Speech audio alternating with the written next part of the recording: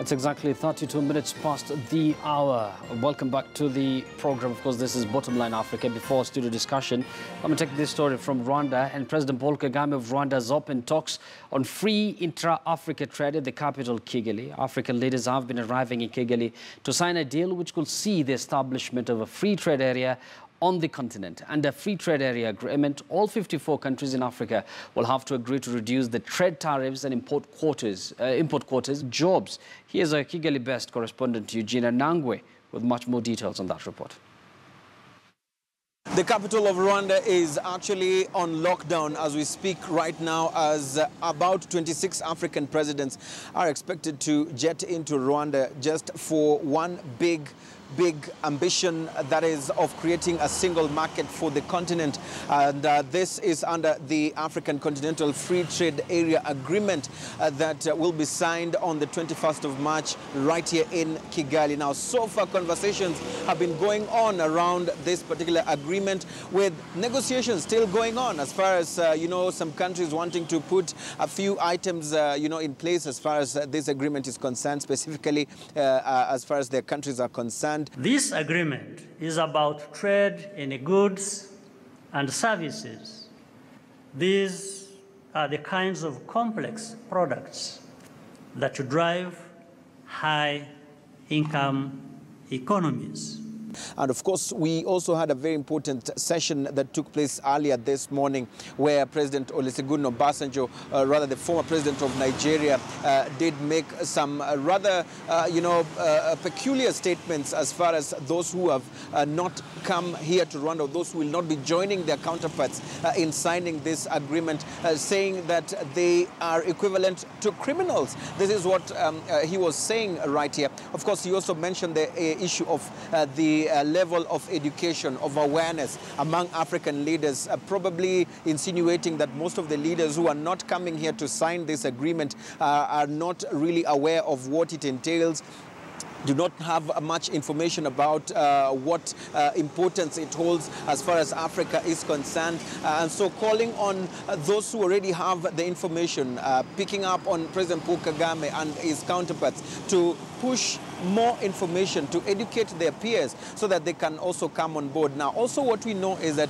once this agreement is signed on the 21st by the African presidents and leaders of government, or the representatives who will be representing their presidents right here, is that there will be a ratification process that will have to take place. Of course, those who will not be signing, it is not a matter of locking them out. This is what I was told when I spoke to the Commissioner for Trade and Industry from the African Union, that the agreement is going to remain open, and those who still have doubts, like Nigeria, for instance, that has said that it still needs more consultation among its industry players, will be allowed to come on board, even if it is after this agreement is signed by the leaders who will sign it tomorrow. So we know that the president of Uganda will not be coming as far as the region is concerned, as far as East African presidents are concerned. The Burundian president will also not be coming here. Of course, in Uganda, the president, that is Museveni, has delegated the foreign affairs minister to come and be part of this happening right here in Rwanda. Burundi, not much is being said as far as their leadership is concerned, and even the representation right here. Among the leaders who have come here already, we have South African President Cyril Ramaphosa is here. Zimbabwe's president is also here. Of course, among other leaders, President Uhuru Kenyatta of Kenya is also expected to jet into Rwanda to join his counterparts in making history as far as opening up Africa for trade is concerned. Back to you in studio. Thank you, Eugene, for that comprehensive report. Even as President Uhuru Kenyatta prepares to tour Uganda, the president jetted back into the country Monday morning after a landmark state visit to Cuba that steered bilateral relations and cooperation between Kenya and the Caribbean nation to a new level. Now, the visit focused on trade, heritage, and mainly health, which forms one of the key pillars of the Big Four agenda. Now, this has paved the way for Kenya to bring in 100 medical specialists, with each county getting at least 2, and dispatch 50 doctors to Cuba for specialized training.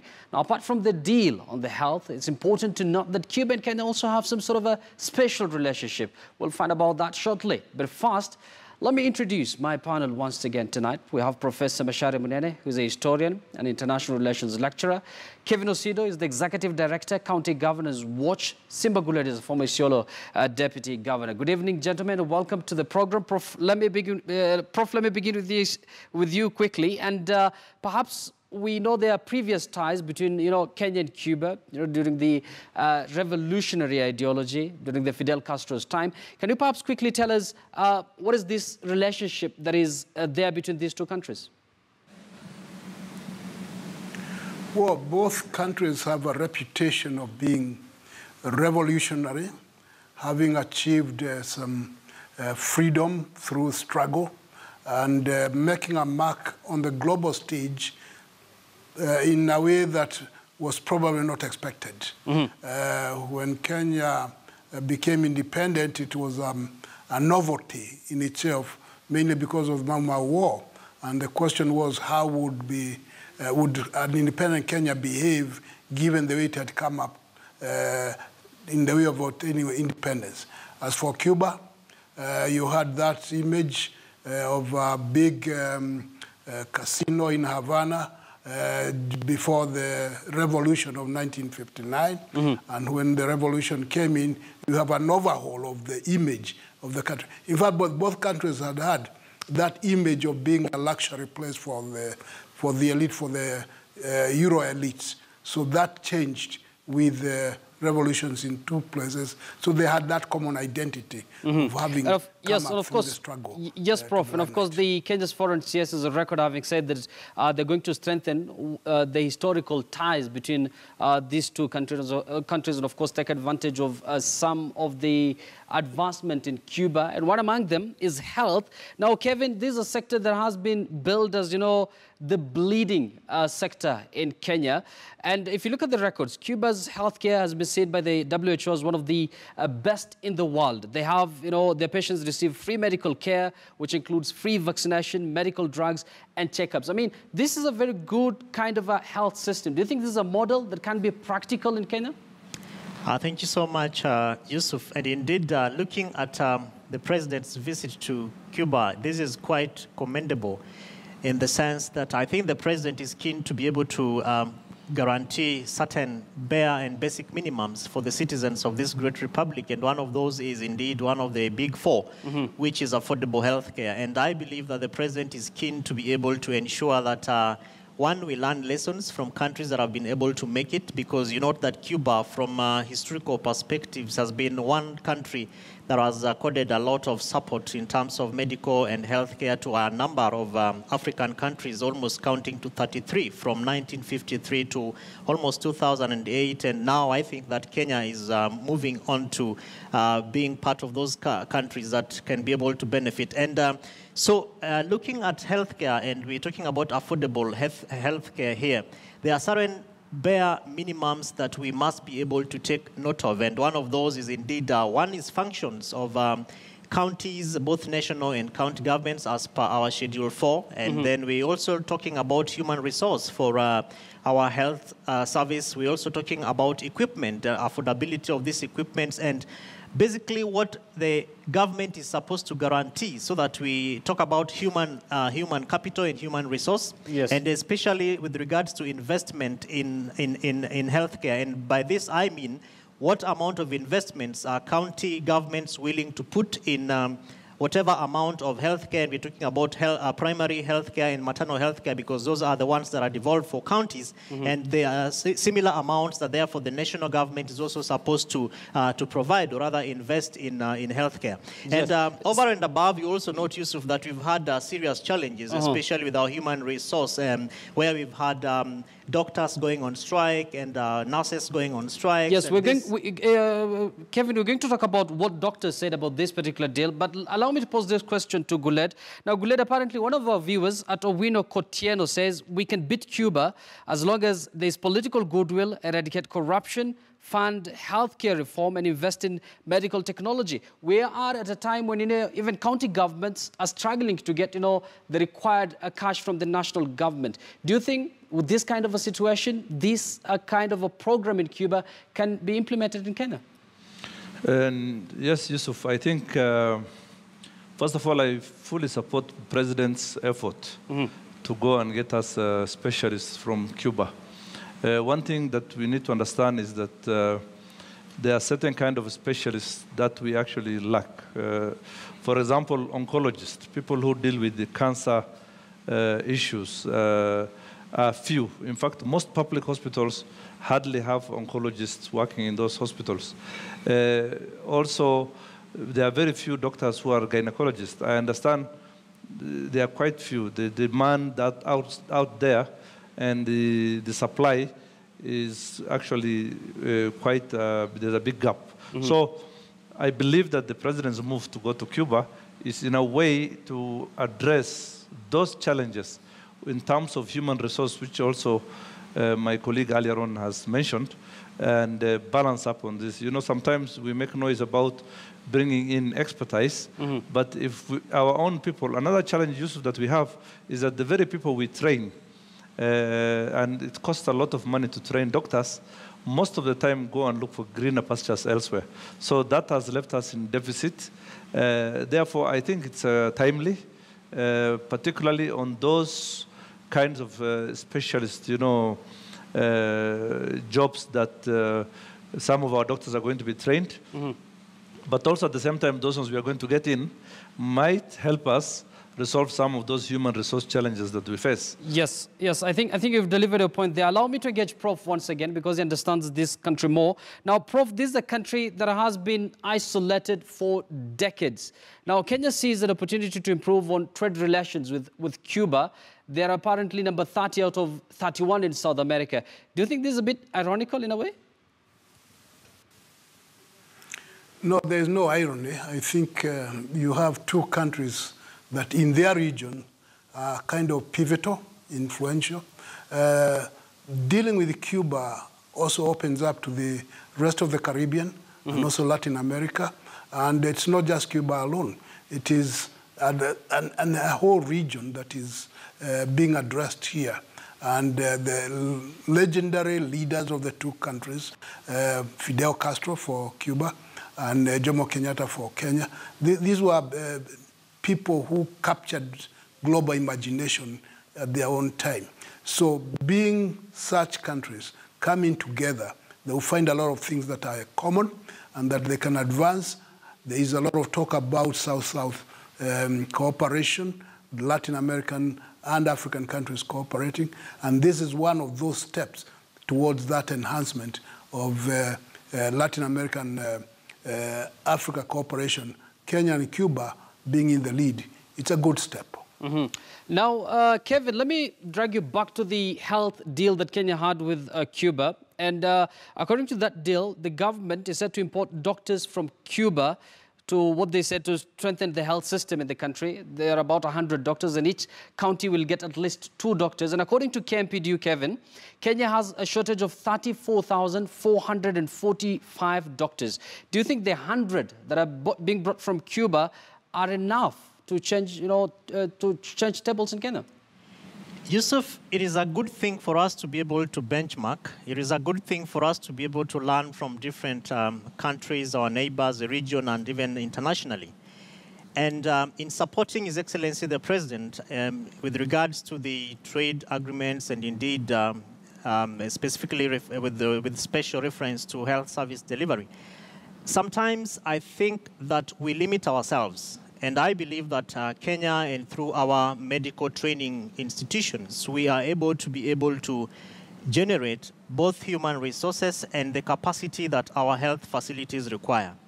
And if we took probably some little steps backwards to be able to look at what ails the health sector of this country, because lots of research have been done, and County Governance Watch, where I serve, has been one of those organizations that was engaged with this sector through different dimensions. And we can confidently say that if we put certain measures progressively and much more consciously looking at the stages that Kenya and through our life expectancy are coming from. And we are talking about, for instance, the growth rate from 67.3 in 2017, which is an increase from 66.7 in 2015.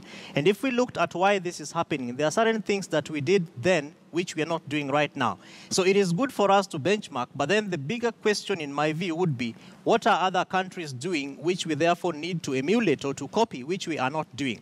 Secondly is, what amount of investment, Yusuf, are we putting in our health service delivery? And that is why, to a greater extent, I like the fact that affordable healthcare is now government's one of the big four, that the government wants to be able to put much more emphasis and probably look at increased investments insofar as health service delivery is concerned. But if you look at why we really need to import doctors, I will disagree with Guled at this point and probably say that Kenya has the best human resource capacity. Kenya has great skilled personnel to be able to. But Kevin, we still have a very big shortage. And let me engage Guled here. Apparently, according to records from the KMPDU, there are about 2,400 foreign doctors in Kenya. Plus 100 now the government is planning to import. That will bring to a total of about 2,500 foreign doctors in Kenya. Do you think this might, drive out of, some Kenyan doctors out of work? And I think, Yusuf, right now, indeed, we have shortages. I come from a region in the northern parts of Kenya where there's clearly a lack of enough human resource as far as the medical field is concerned. Under the Frontier Counties Development Council, the FCDC, which I represent, 8 governors came together to discuss this issue. And in fact, the discussion has been now on the table on whether even to share some of the doctors in as far as certain fields within the medical circles are concerned. So I believe that even though we have trained many doctors and we have probably enough people who could be trained, but certainly, I think many people have looked for opportunities elsewhere. And quite frankly, quite a number of our doctors have also just basically gone to the private sector. So the public hospitals are understaffed in as far as specific kind of, health issues are concerned. So I think what is needed now is to find, and I think the president here is very bold, in order to achieve what we now call the big four, affordable healthcare, something drastic has to happen. One, of course, is to get the required human resource. And number 2 is to find also the funding, because funding is also an issue here. It's not only about human resource.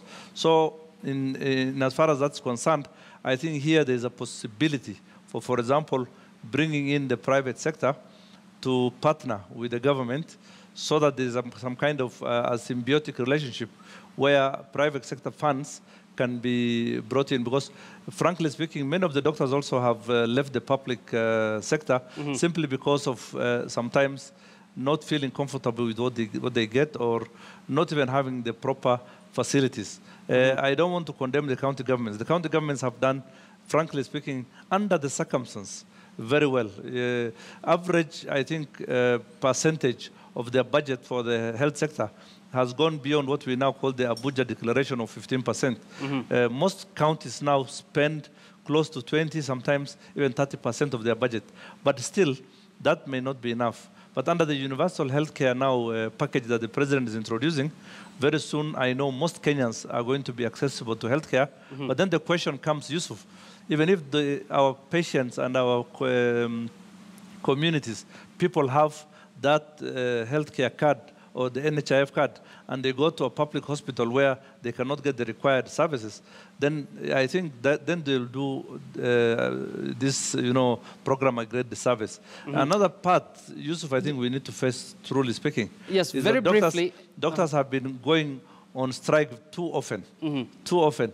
I think sometimes we need to make sure that at least our public hospitals are served, even depending under whatever circumstance that the country is going through. Yes, thanks for that. Now, Prof, before we wrap up, can you perhaps, once again, this is a country that has been isolated, by various countries across the world. They're not performing that well when it comes to the economy. Do you think the move by the president and his team is commendable by engaging Cuba? It is very commendable in the sense that, as you say, Cuba was isolated by some countries for some time. The marvel of it was that it survived despite the isolation and the effort to make it as if it's not acceptable. And it has done very well. As you pointed out, the UN reports they are #1 in terms of health care for their people and beyond. They do very well in athletics. They are very influential. So they punch above their size in terms of geopolitics, global politics, and they cannot be ignored even if people wanted.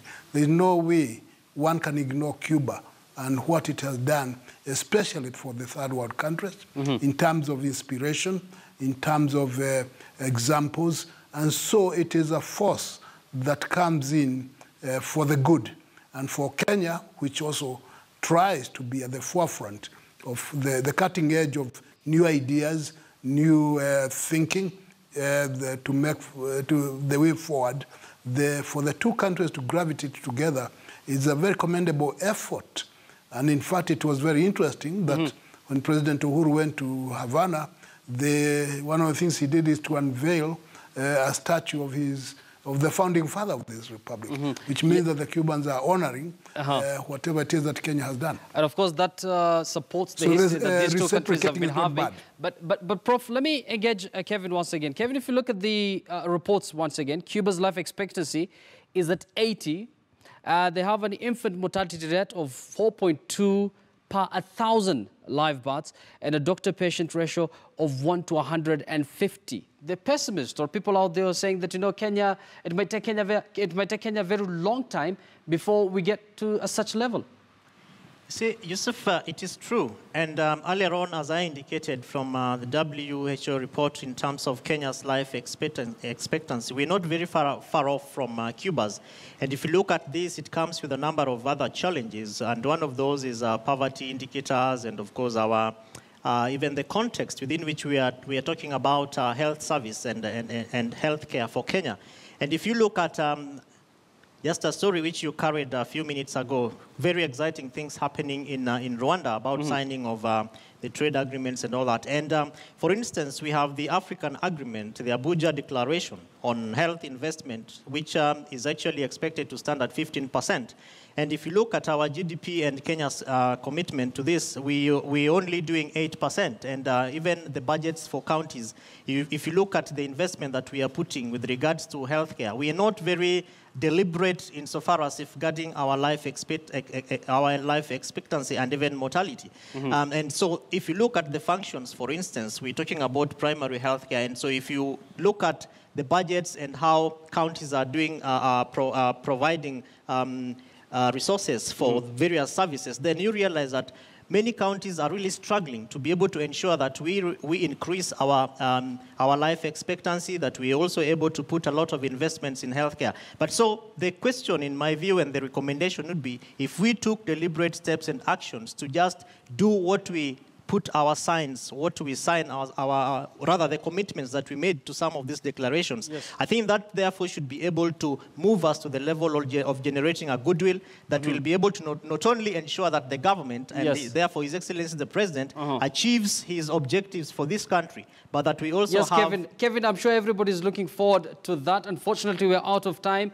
Guled, let me give you less than a minute. Of course, health is a devolved function. What do you think needs to be done at the county level to make sure that we get to a level where, you know, we might get to at par with a country like Cuba?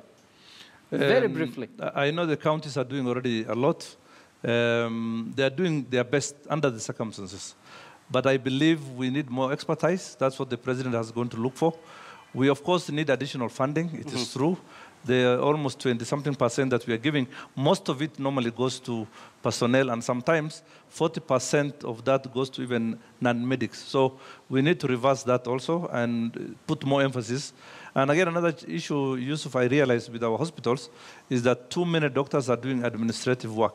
So we need also to move away from that so that we give the issue of administration to people who are better suited for that and let the doctors do their work. Well said, Guled. Of course, Simba Gulet, there is a former Deputy Governor, Isiolo County. Professor Macharia Munene is a historian and international relations expert, as well as Kevin Osido is the Director, County Governors Watch. Many thanks, gentlemen, for your input. And that brings us to the end of our conversation tonight. Many thanks for watching. You've been watching Bottomline Africa. Of course, this is your favorite Pan-African show. And let me leave you with our proverb of the day. Bye-bye and enjoy the rest of the night.